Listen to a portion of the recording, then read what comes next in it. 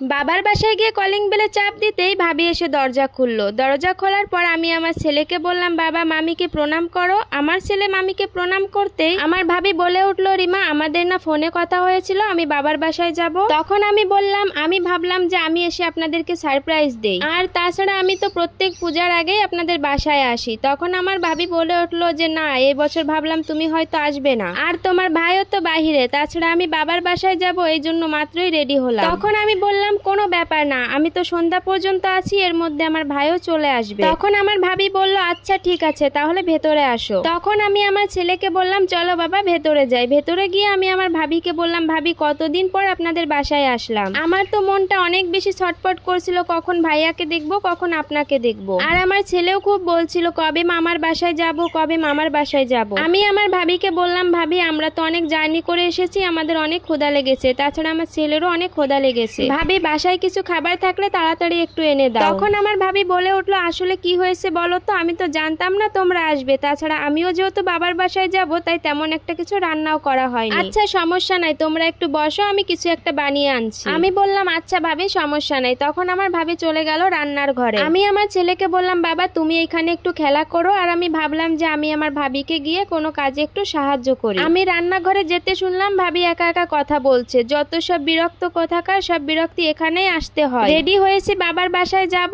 তা না এখনই আসতে হলো তাদের বিরক্ত করতে। এই কথা বলতে বলতে ভাবি তার মাকে কল দিল। কল দিয়ে বলল, মা এখনো আমি বের হতে পারি নাই, আর বের হতে পারবো কিনা তাও জানি না, আমার ননদ আর তার ছেলে আসছে। তখন আমার ভাবির মা ওই পাশ থেকে বলল, কি করতে আসছে তোর ননদ, আর এত ঘন ঘনই বা কেন আসে তোদের বাসায়? তখন আমার ভাবি বলল, কি করতেই বা আসছে, আসছে তো আমার মাথা চাবাই খাইতে। শোনো মা, প্রতি পূজার আগেই না আমাদের বাসায় আসে আমাদেরকে জ্বালাই খাইতে, আমি কি করব বলো, তোমাদের জামাই না লাই দিয়ে দিয়ে মাথায় তুলে রেখেছে, আমি তো কিছু বলতেই পারি না। আর মা জানো, যখনই আসে তখনই আমাদের অনেক টাকা খরচা করা, আমার তো ওকে দেখতেই মন চায় না। তখন ভাবির মা ওই পাশ থেকে বলে উঠলো, কি করব আমি বল, নির্লজ্জ কোথাকার, যখনই মন চায় তখনই মুখ উঠিয়ে চলে আসে তোদের বাসায়। আর পুজো কি তোদের বাড়িতেই হয় নাকি? ওদের বাড়িতে পুজো হয় না, ওদের বাড়িতে পুজো করতে পারে না, নির্লজ্জ বেহায়া কোথাকার। তখন আমার ভাবি বলে উঠলো, আর বলো না মা, মা বাবা তো সেই কবেই মারা গেছে, কিন্তু বাবার বাড়ির মায়া এখনো ছাড়তে পারছে না, এখন আমার মাথার উপর উঠে নাচছে। এই কথা শুনে আমি আমার ছেলেকে বললাম, বাবা এখানে আর থাকতে হবে না, এখান থেকে চলো। আমি আমার ছেলেকে নিয়ে বাবার বাসা থেকে বের হয়ে আসলাম। তখন আমার ছেলে বলল, মা মামার বাসা থেকে কেন চলে আসলাম? তখন আমি আমার ছেলেকে বললাম, বাবা মামার বাসায় তো অনেকক্ষণ থাকছি, তাছাড়া মামাও তো বাসায় নেই, ওইখানে থেকে কি করব, তাছাড়া তোমার মামা কখন ফিরবে, তো